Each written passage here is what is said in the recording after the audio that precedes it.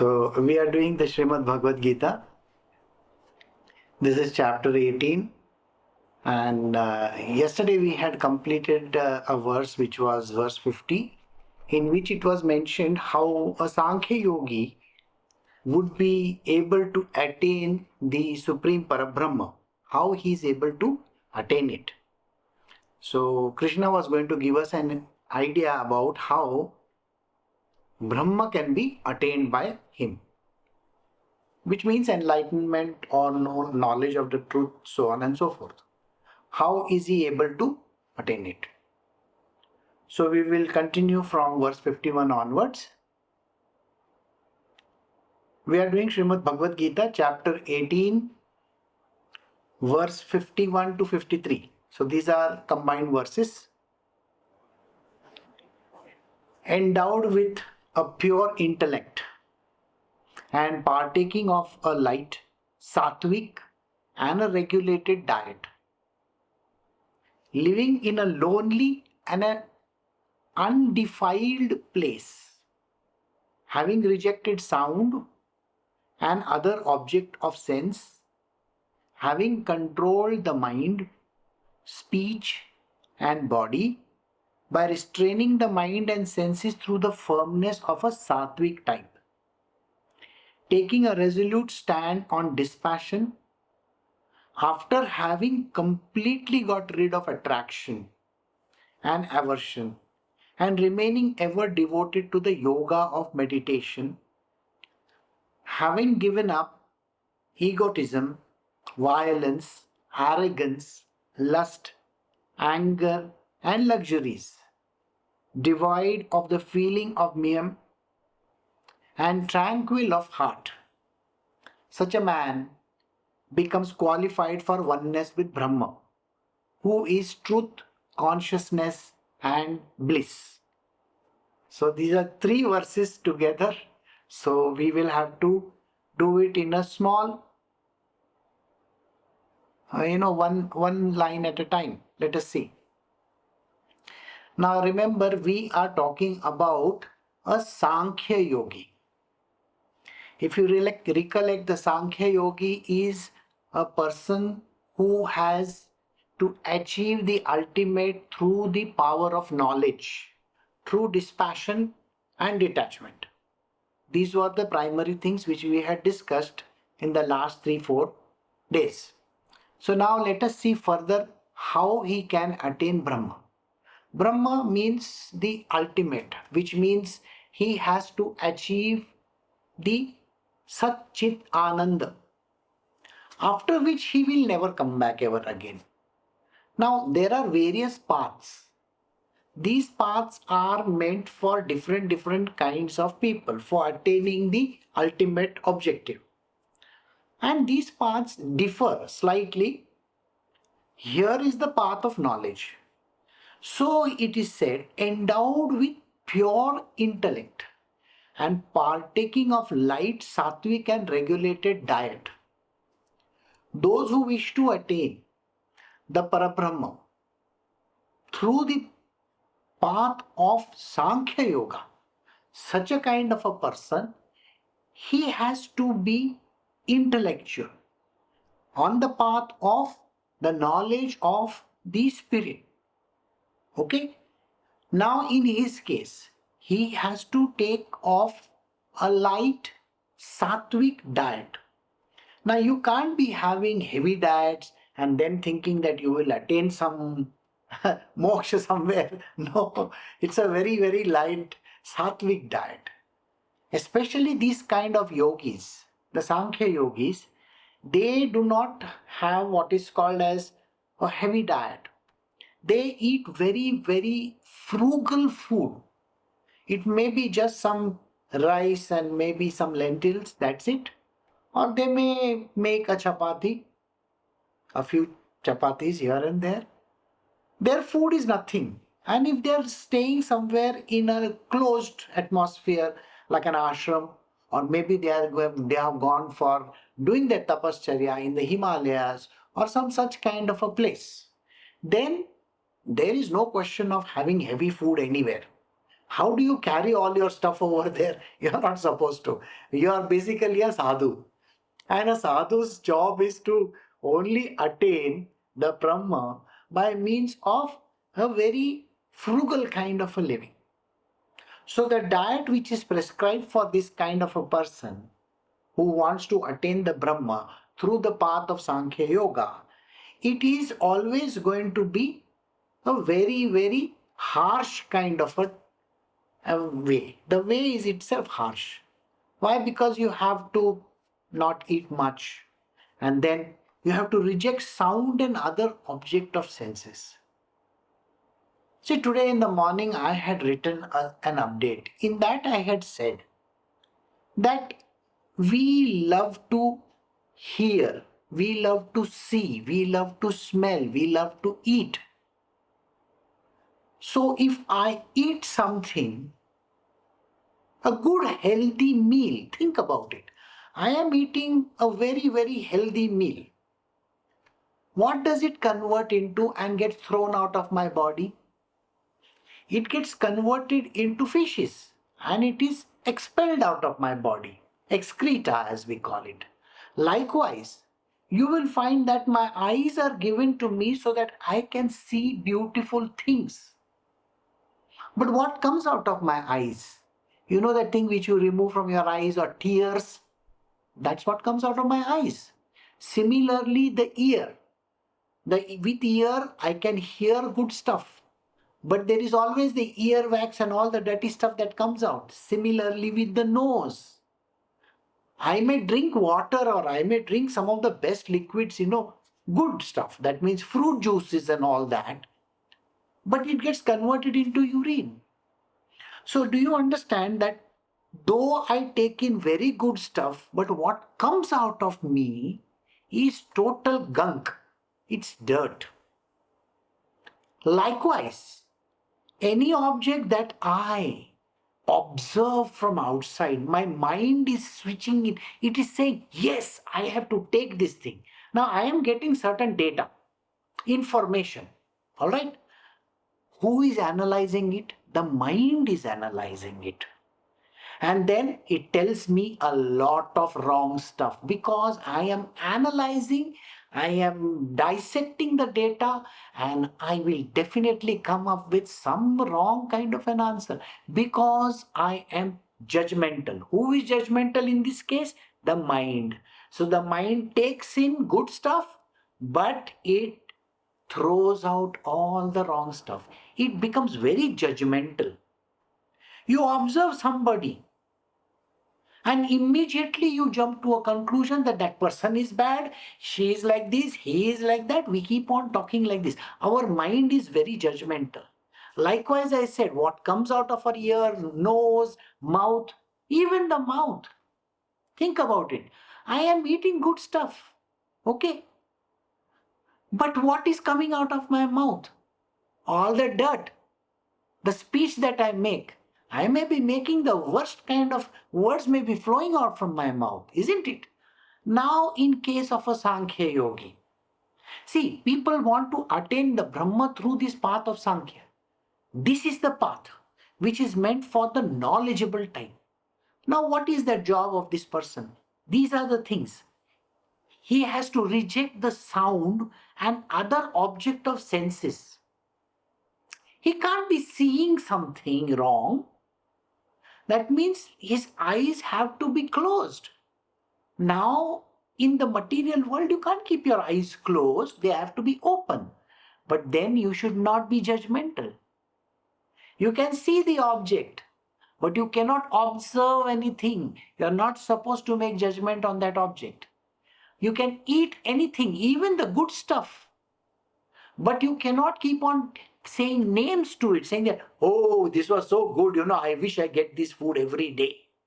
No, you can't say those things. Similarly, you should not get drawn by any senses. So all senses, the systems should be shut down. Mind, see the next thing, having controlled the mind, speech and the body. You cannot have your mind blabber constantly and throw out all the gunk. You know your mind, how it is. For a Sankhya yogi, his mind can never be judgmental. Never. The mind itself is lost within the self. And because the mind itself is lost within the self, there is nothing happening. For such a yogi, even if there is a certain thing happening in front of him, it may not even register in him. Did you get it? Now let us say this yogi is sitting on top of a mountain, all right? And there is somebody who is coming in front of him, which his eyes are not even accepting it, because remember, his senses are not working. Have we not said that? Having rejected sound and other object of senses and having controlled his mind, that person comes in front of him and jumps from the top and commits suicide. The yogi may not even respond to it. He may not even, it may not have even hit him that somebody has done something like this. You get the point? That object itself never appears. That is why it is very difficult for any yogi, a Sankhya yogi especially, to even participate in the material world. They are unable to. You can't participate in any action. So there is some action going on. They are not supposed to participate because it doesn't connect with them. Now think about all the yogis who consider themselves as Sankhya yogis. If they are making speeches, if they are giving political talks, if they are taking sides, if they are saying, oh, this is good and this is bad, and pandemic is like this and this is like that and that is like that, then he is not a Sankhya yogi at all. A Sankhya yogi is not even connected. I hope you get this point. He is totally devoid of all the mind stuff. Nothing is connecting in his world. That is what he says. Having controlled the mind, speech and body, there is nothing happening, no speech coming out of him at all. You understand? If you see some of the yogis who have taken samadhi, for many, many years they're just sitting in a samadhi. They won't even utter a word.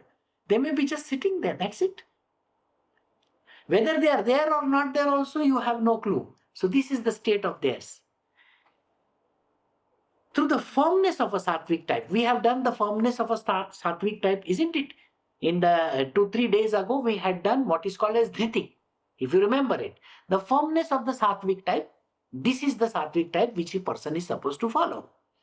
Taking a resolute stand on dispassion.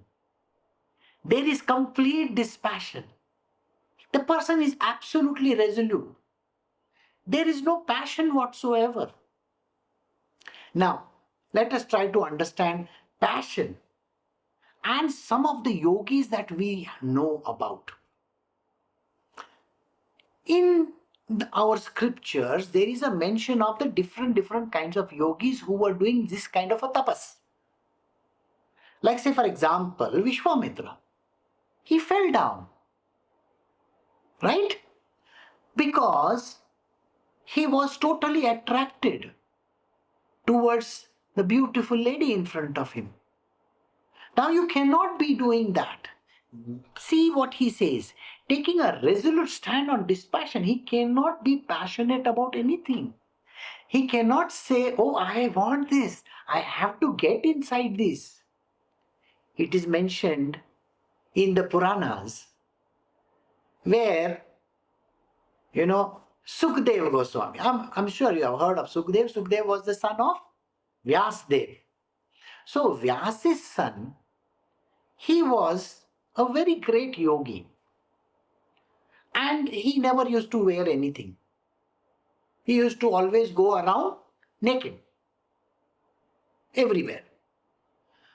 Now it so happens that his father says, now you have to become an enlightened yogi. You have to know the path of the Brahma. So you do one thing. There is Janak. Okay? Go to him. And he is your guru. I'm sure you have heard of Janak. and his complete dispassion in this world. He was one of the greatest kings who had attained the divine. Even in Ashtavakra Gita, I'm sure you know that. Same thing. So in this case, what happens is Sukhdev goes to meet Janak. And he goes inside the palace and he sees Janak is sitting on a very grand throne, a golden throne. And next to him are people serving him. And he's enjoying literally like it. Sukhdev looks at him and says, "This man cannot be an enlightened person. Why did my father send me to him?" So, so he says, "No, I don't want to learn from this guy." And he sends him back. And he goes away, back to his father. And he goes and tells his father, "What kind of a person you sent me to? That Janak guy, King Janaka, he is a lascivious person. You see, he was sitting on this golden throne and enjoying a nice, talk, and everybody is going around their work and stuff like that." So he says, "No, that's your guru. Go meet him." And he goes again. So when he goes over there again, he sees Janaka is enjoying with so many beautiful women now. And again he is very disturbed. He says, "What is this? Janaka is enjoying with so many beautiful women? How can he be an enlightened person? He cannot be my master." So he goes away again. Comes back to his father. Sukhdev comes back to his father and says, "See, this is not correct. You see, that fellow is completely gone case." His father says, "No, go back again." You know how many times he goes? 9 times. 9 times he goes and he comes back. Finally, he gets fed up of it and he says, "Now what am I to do? My father keeps on insisting I have go and meet this person." Finally, the 10th time he is going to meet. Because his father insisted, so he is going. Suddenly, he meets a yogi on the way. And he says, "Why are you so dejected?" So Sukhdeva Goswami explains to that yogi. He says, "You know what? I have been told by my father Vyasdev to go and become a disciple of, Janaka. I can't be, because a person is such a crazy guy. He sits on a golden throne. He's got so many beautiful women around him, blah, blah, blah, blah, blah." He tells him the whole story. That yogi looks at him and says, "That problem is not with him. The problem is in you. It is the way you look at your guru. You are seeing faults in him because the faults are in you, not in him." And suddenly it hits him very hard. And he says, "It is the type of glasses that I wear, I will see the world like that." And then he goes to meet Janaka. But Janaka knows that he has come. So what he does? He doesn't bring him in. He tells his guards, "You take him and put him outside the gate and tell him you are not supposed to come in. Janaka will not see you." For 3 days, he is kept outside the gates. And after 3 days, he is still sitting there. Now remember, he has understood that Janaka is a great spiritual master. So he should not be behaving like this. And that is why Sukhdev is very happily sitting outside. After 3 days, the guards call him and say, "Okay, the king has told you that you are welcome. Please come inside."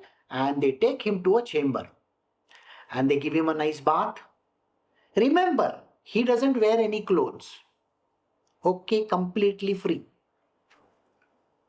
Now then what happens is, There are all these beautiful concubines, beautiful women around him, and they try all their stunts to entice him. But nothing happens. 3 days later, then Janaka then calls him, says, now you can come in my presence. And the moment he goes in front of him, Janaka, he looks at, you are Vyasdev's son, Sukadev. So you were making judgments on me? Then he says, I'm very sorry. And he says, now I have one question for you. Go and find me a thing which is the most useless thing in the world. Then I will accept you as my disciple. I give you 3 days. So he says, fine. I will try to find. And he goes out. Everywhere he goes, he finds that every object in this world, somebody or the other is wanting. Okay? Think about it. Even a cow dung, even the gomutra, even the own fishes, your own excreta, that is also taken in by the worms and the germs and everything. Somebody is wanting those stuff. So what is the thing in this world which is not wanting? After 3 days, he understands. And then he says, yes, now I know. And he goes to meet the king. King Janaka asks him the same question again. Have you found that thing which is not wanting by anybody? He says, yes. Show it to me. And the moment the king says these words, Sukdev jumps at his feet and catches his feet and says, here it is. Janaka says, you are so right. It is the body, your body. That is one thing which is not required in this world. Nobody cares for it. Once you are dead and gone, nobody gives a damn about it. Do you understand? Nobody cares. In spiritual, your job is to overcome that body of yours. And you have attained that state. So you are an enlightened being. You are free to go. And this is the way in which Vyasdev's son, Sukdev, is able to achieve the highest perfection in life. Now this is a story which is talking about the highest of the yogis. Okay? From the Sankhya Yoga. Isn't he the same one who told those beautiful stories of the Srimad Bhagavatam? Exactly. Now this is the way in which such yogis attain perfection when they know that the one thing which is the worst thing in the world to actually start owning is your own body. Give up this body consciousness. That is why he says over here, Krishna says over here, completely rid, taking a resolute stand on dispassion, become dispassionate and overcome this body of yours, speech, mind, and whatever else, the body. You have to overcome that attraction, that passion that you keep on having for your body. Give it up. Why do you need it? Janaka was a king who could live in this as well as that. There are no such examples like Janaka. Examples where a person can be completely dispassionate, detached and discriminate. and be lost in the Brahma. A Sankhya yogi like that. Plus, he was a master of all the other yogas as well. That is what. So, taking a resolute stand on dispassion, after having completely got rid of attraction and aversion. Why are we so attracted in this world? Attraction or aversion? I hate this thing. I don't like it. Why is that attraction or aversion to anything? A yogi has to overcome this attraction or this kind of an aversion also. He should not be bothered about what he eats, what he drinks, where he sleeps, how he stays. Nothing, no such thing. And there should not be even an attraction of, oh, I want to wear only clothes which are like this. No attachment of any kind. So, he's ever devoted to the yoga of meditation, always in a state of meditative bliss. Having given up egotism. Don't you know who I am? That is the way in which people work, isn't it? Don't you know who I am? Well, so what's the big deal? Who are you? Don't you remember the story just now I told you? This body of yours is the worst thing on planet Earth to own. It is just a temporary shell that you have got. It's like the car. It's like the house. After you are dead and gone, who cares? The body is going to be of no use to you or to anybody else. So, you have to overcome egotism, violence of any kind. Person should never be violent at all. A Sankhya yogi is devoid of violence. He is always peaceful and calm. No arrogance. Absolutely no arrogance. He is very mild-mannered. Most of the time he won't even speak to you. He will be just literally in a state of bliss. That's it. Lust, anger and luxuries. You can't be lusty. If you want to be a Sankhya yogi, lust, it has to go out of the window. Nothing. No attraction whatsoever. Sukdev Goswami was one person. Now in our world, now just to tell you something about the act of Tantra, it's a part of Tantra, where the semen is exuded out, it goes out of the body. Either through your external organs or while in dream or something like that. But in case of Sukdev Goswami, it never went out. It was always sucked inwards, upwards towards the channel. The channels were opening upwards.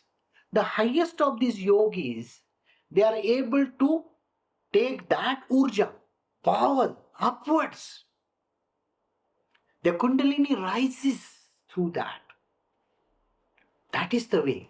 So no lust anywhere. No attraction of any kind. Anger. There can't be any anger. No anger whatsoever. Always a state of peace. Luxuries? No way. Not even a simple kind of a luxury. They may be just walking barefoot, or sometimes they may use a khadao, a wooden sandal to walk. Or they may have a simple chappal. That's it. Beyond that, they are not even interested in anything. Devoid of the feeling of mute and tranquil of heart. They don't have this is mine, this is mine, this is mine. Even the thought itself will not come to them. Tranquil of heart. The heart is very peaceful, always. Such a man becomes qualified for oneness with Brahma. When you have all these qualities together, then you can attain the state of Brahma. You can become the Brahmanyani. Then it is called Sat Chit Ananda. Brahma is Satchidananda, truth, consciousness, and bliss. So we have come to the end of verse 51 to 53. Now we will move to the next verse. We are doing Srimad Bhagavad Gita, chapter 18, verse 54. Established in identity with Brahma, which is Satchidananda, solidified, and cheerful in mind, the Sankhya Yogi no longer grieves nor craves for anything. The same to all beings, such a yogi attains supreme devotion to me.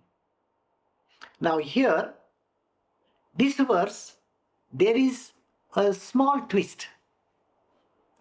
See, in the previous verse it was mentioned very clearly, a Sankhya Yogi attains the Brahma. Now Brahma is middle, in the middle of the manifest world and Krishna. Alright? Remember this. Krishna is in the second divine unmanifest. Don't forget this. Second divine unmanifest. Brahma, which means this Satchidananda, is in the center. Those who are attaining this Brahma, they have the freedom to just leave their body like that and walk away. You know, there are yogis who, after they have attained the Brahmanyana, they can leave their body through the path of this top over here, top of the head. It is called Brahma. Right at the top, and they can crack open the skull and they can go away into the unmanifest. They are allowed.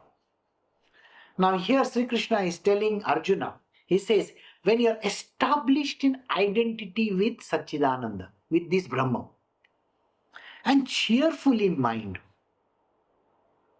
people think that once you have attained Brahma, you become totally that kind of a person who is not even cheerful. See, when you are in the state of the deepest of the samadhis, a person may appear to be completely devoid of the body. Those who attain the state of samadhi, it doesn't even appear that they own the body. They are literally devoid of the body. But this Brahmanyani, this person, the Sankhya Yogi who has attained the state of Brahma, is actually very cheerful. Cheerful in his mind, he no longer grieves or craves for anything. He doesn't grieve for anything. He doesn't say, oh my God, I lost this world, Because I became enlightened, because I have become a Brahmanyani, this whole world is now gone away from me. you can't say these words because that is again a desire, isn't it? To want the world is a desire. So you can't have that desire. So he has to just say, I give up. Right? No attraction whatsoever. Then he doesn't crave for anything. This is the point which has to be understood. The craving for all the yogis is to attain Brahma. Did you get it? There is a craving, I want to become enlightened. I want to attain the state of Brahma. I want to reach this Satchidananda. Everybody's craving is that. Those who are on the path of spiritual, they say these words. I want to become self-realized. Oh, that is a desire. Well, if that is a desire, then you are going to finish there itself. But once you have attained the state of this Brahma, there is no desire whatsoever. At that time, Krishna says something very, very unique. He says, the same to all beings. Such a yogi attains supreme devotion to me. It is only after attaining Brahma. Do you get the point? Only after becoming enlightened Can a yogi of the Sankhya path of Sankhya yoga, can attain devotion to me? So devotion is higher than Sankhya yoga. I hope you understand that much. Here Sri Krishna is telling Arjuna, that person who has attained the Brahma, a Sankhya yogi, he can then attain the devotion to me after he has given up everything. No desire whatsoever. This is the catch over there. So, now you decide for yourself which path is the highest. Is it the Sankhya yoga, the yoga of knowledge, or the path of devotion? So you decide. Alright? So, we go to the next verse where Krishna is going to give us a clear indication of how this works. We are doing Srimad Bhagavad Gita, chapter 18, verse 55. Through that supreme devotion, he comes to know me in reality, what and who I am, and thereby knowing me truly, he forthwith merges into my being. This is a very beautiful thing which happens. He says, it is only when he has given up, the Sankhya yogi has given up, I don't have any desires, I don't have any craving. I have attained the Brahma. Now, do what you want with this. So the body which is there, which may be still existing because the person is still there in the body, isn't it? At that point in time, Krishna has given him that offer. Now you can attain devotion to me. He says, what happens when a person gets devoted to Krishna? Through that supreme devotion, he comes to know me in reality. Can anybody know Krishna in reality? No. It is impossible to know Krishna in reality.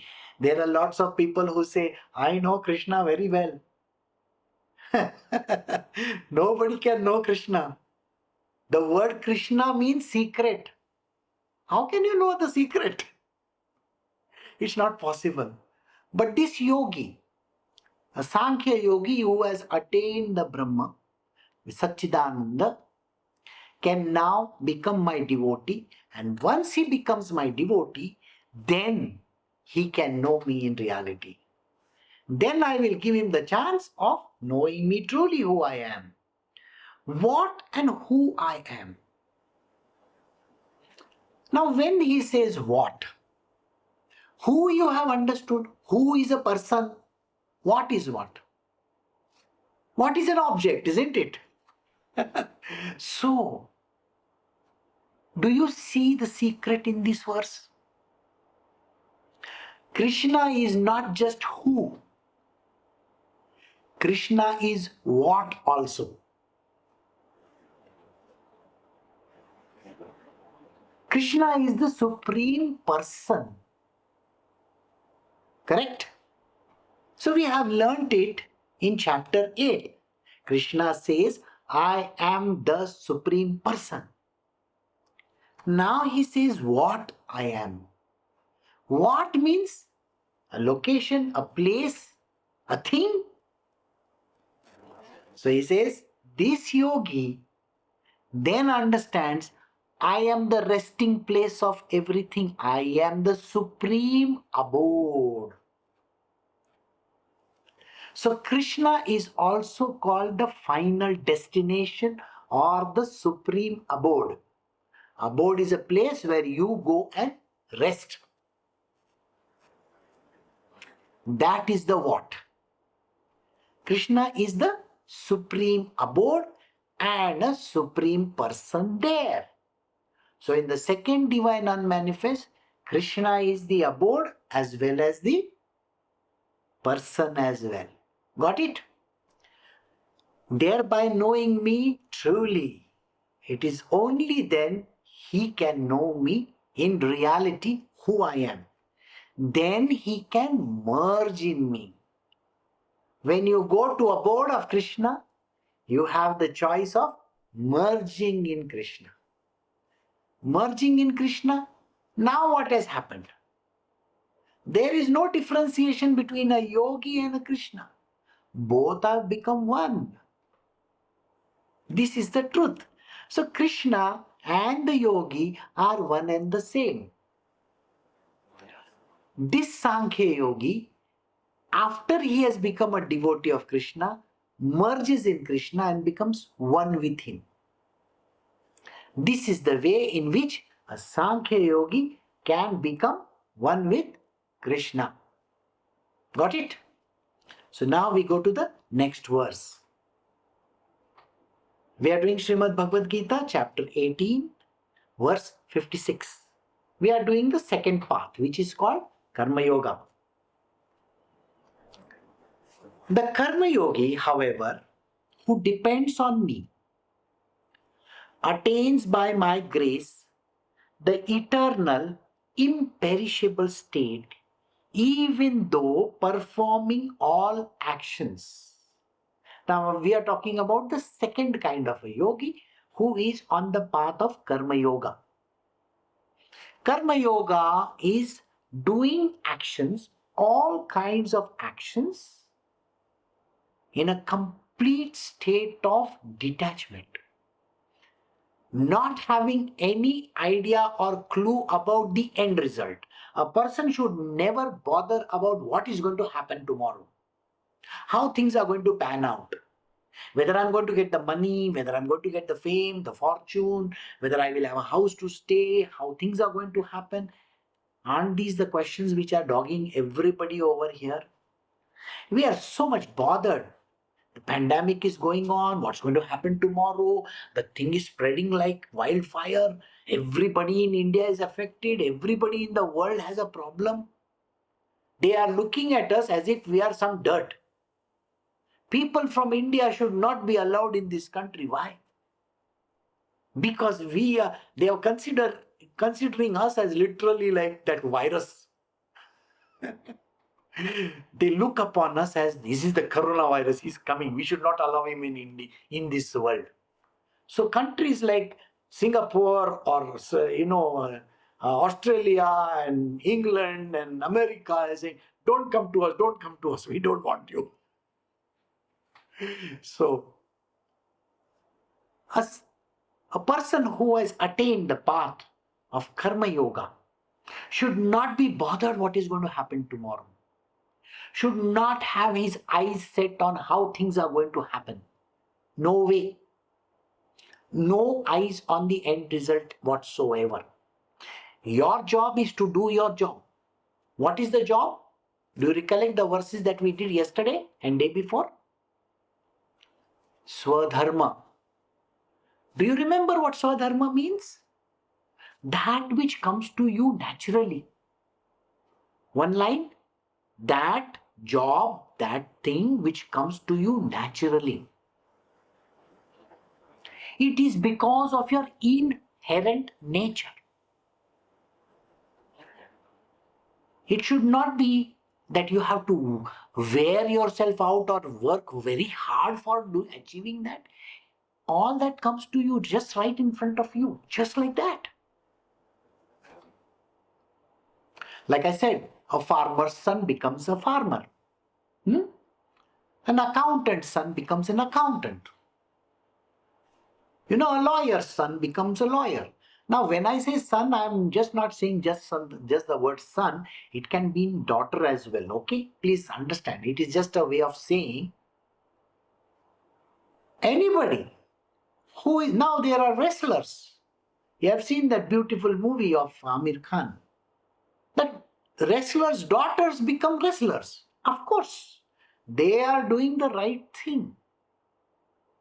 They are following their swadharma, their father's profession, whatever the thing is. So a doctor's son or a daughter becomes a doctor. What are you? Ask yourself this question. Are you doing your swadharma or you are doing something completely different? So Karma Yogi is a person who does the swadharma, the reason why he is existing in this world, the natural job that he's come to do in this world, serving Shri Krishna. End of the day, all these job, everything is given by him only. So this karma yogi has come in this world to serve the Lord's purpose. He depends on me.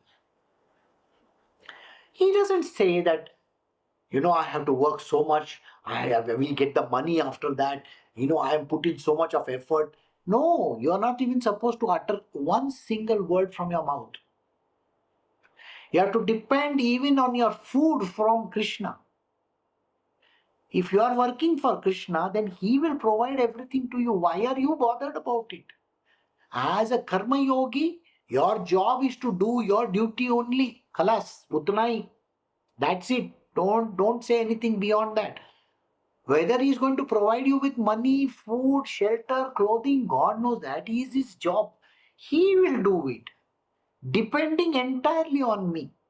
Krishna says to Arjuna this thing, a karma yogi has to depend completely on me.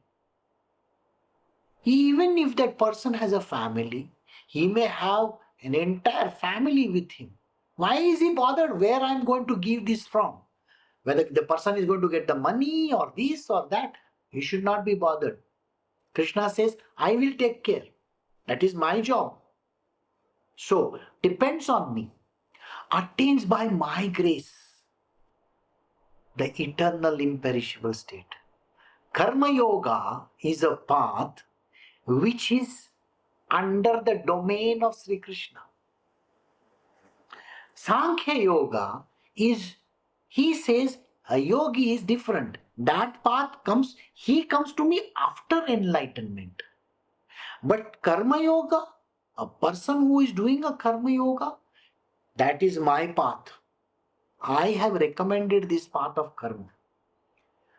Doesn't Krishna say that karma is the path which he is propaganda? He is telling everybody, this is the path you do, this you do. Right from beginning, even in the Mahabharata, he said the same thing. Ye karo, do this, do this, do this, do this. He keeps on advising everybody, do it like this. When you do that job, whatever that he has told you to do, just do it, don't question him. Why should I do? Whether I will get money in this or no, whether this is a secure job for me or no, why should you be bothered about it? He says, you have to depend on me for that. And then I will take care of everything. The reaching of the goal. A karma yogi's goal is to attain enlightenment. That grace I will give. Krishna will give the grace to that person. It is not just available in the marketplace like that. Oh, I am a karma yogi, so I will get the grace. No. It is dependent on Sri Krishna himself. It is Sri Krishna who will grant him the grace. So attains by my grace the eternal imperishable state. What is the eternal imperishable state? The state of Brahma. So I will grant him that state of Brahma even after he is performing all actions. In the Sankhya Yoga, no actions. In the Karma Yoga, full action. All actions in a detached manner. Not bothered about the fruits at all. You're just doing your duty. That's it. We are doing verse 57 now. We are doing Srimad Bhagavad Gita, chapter 18, verse 57. Mentally dedicating all your actions to me and taking recourse to yoga in the form of even-mindedness, be solely devoted to me and constantly fix your mind on me. So, here is the way how this yogi can progress. Mentally dedicating your actions to me. You are not doing this job for yourself. You are doing this job for me, Sri Krishna. So don't you say that this is my job, I am doing it, I have sweated for it, this job has been given to me because I did these interviews, blah, blah, blah, blah, all that thing. No. What you don't understand is if you want to be following the path of Karma Yoga, then Krishna is the one who is giving the job to you. You are nobody. He can take it away just like that also. You should be careful. So, whether he gives or doesn't give, that is his choice. So if you are doing the job, don't say that I'm doing the job for my family, my children, my wife, my husband, my this one, my mother, my father. Don't say those words. If you utter those words, then you are finished. Then no karma yoga, no yoga at all. Only bhoga. So the karma yogi, he is supposed to dedicate all actions to me. Your boss is not the boss that you have in your company or your factory or your the farmer father of yours or nothing. They are not your bosses. No way are you dedicating and devoting your actions to them. Don't say I have to work for my family, my father, my mother, my husband, my wife, nothing. You are working for Sri Krishna, and you better work very hard for it. So a karma yogi has to dedicate all actions, every action of his, to Krishna alone. So taking recourse to this yoga while you're doing this action, karma yoga, all the actions you are doing only for me, Sri Krishna. When you take recourse to this yoga in the form of even-mindedness, you should not be dithering and feeling, why I'm doing this job, I don't understand. My boss is always eating my brains. These are the talks that people give. I don't know why so many problems are there in my life. You see, I go here, I have a problem. Not only my bosses, my downlines are also very bad. They don't allow me to work in peace. No, you can't say any of these words. Job has been given by Krishna. You are dedicating the job only to him. You are doing it by devotion to him only. Nothing else. You are doing his job. You are his servant, not some bosses or some company's servant. He is the super boss of everything.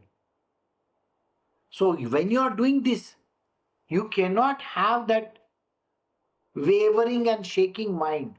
You have to become even minded. Whether a person says something bad to you or good to you, why should it bother? No botheration. Your job is to do your job. Got it?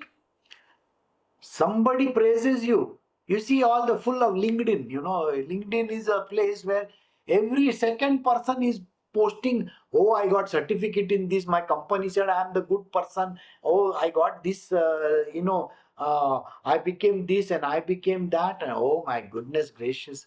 They keep on posting every now and then. When one of my disciples told me, I got this letter from my CEO of the company and I got this great, prize from the company, got so many hundreds of rupees, dollars, or whatever. I said, you know what? That piece of paper is as good as toilet paper. Nobody gives a damn to your paper. Just like your degrees. Who gives a damn to your degrees? You may be an IIT or you may be an BTech or MTech or God knows you might be from Harvard also. Who cares? Go ask Elon Musk. Nobody cares. Even that piece of paper which some boss has signed and given you, or I did this course, I did that course, and I am like this and I am like that. No use. All those papers are worthless. In spiritual, don't even come with that idea that I am so and so. Do you know who I am?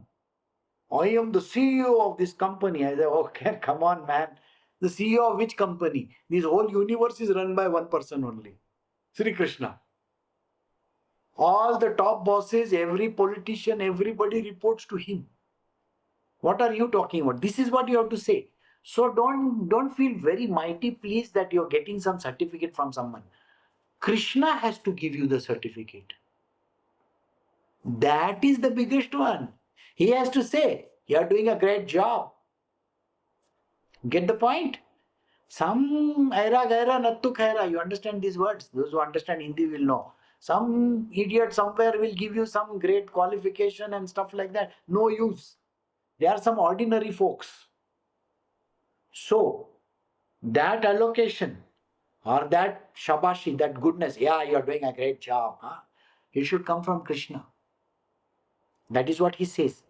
The yoga of even-mindedness. So don't get upset if somebody says, my boss, he fired me and she did like this to me and they did like this to me. My colleagues don't even talk to me. Nowadays in the pandemic time, nobody is bothered to even call me. Nobody asks me. Who cares? Why are you bothered? You have to become even-minded. For a karma yoga, the even-mindedness is important. And then solely devoted to me and constantly fix your mind on me. You have to be 100% devoted to Krishna only. And your mind has to be totally riveted on Krishna. Got it? Let me see what is the next verse so that in case if it is.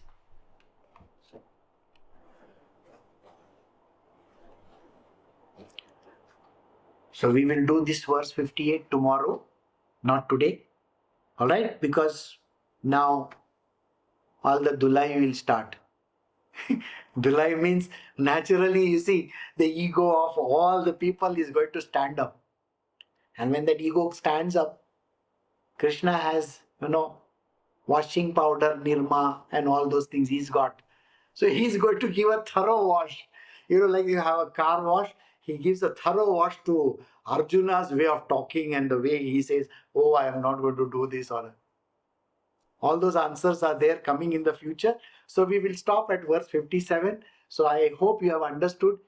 Two yogas I explained. One is the Sankhya Yoga, how to attain it, and one is the Karma Yoga, the way of attaining Karma Yoga. Alright? Karma Yoga is all about doing your duty and your job thoroughly. Not bothered about who is praising you and who is not praising you, whether you are going to get something out of it or not. It is Krishna's grace that you have got this job, and it is for him you are working.